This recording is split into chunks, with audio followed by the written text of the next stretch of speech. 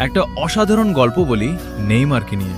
স্বপ্নবাজ ছেলেটা ব্রাজিলের এক ছোট শহরে এক গরিব পরিবারে জন্ম নেয়। নেইমার জুনিয়র ছোটবেলা থেকেই তার সবচেয়ে বড় ভালোবাসা ছিল ফুটবল।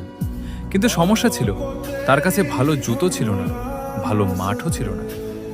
একদিন বৃষ্টির মধ্যে কাদা মাটিতে খেলা করছিল ছোট নেইমার।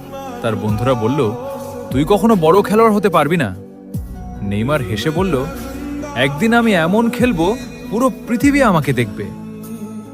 কঠিন সময়ে তার বাবা অনেক কষ্ট করে তাকে ট্রেনিংয়ে ভর্তি করালেন। কখনো টাকা থাকতো না, কখনো খাবার কম থাকতো, তবুও নেইমার হাল ছাড়েনি। রাতে ঘুমানোর আগে সে নিজেকে বলতো, আমি পারবো, একদিন অবশ্যই পারবো। স্বপ্নের উড়ান ধীরে ধীরে তার খেলা সবার নজরে আসতে লাগলো। একদিন সে সুযোগ পেল বড় ক্লাবে খেলার। সেখান থেকে শুরু হলো তার যাত্রা বিশ্ব ফুটবলের মঞ্চে। স্টেডিয়ামে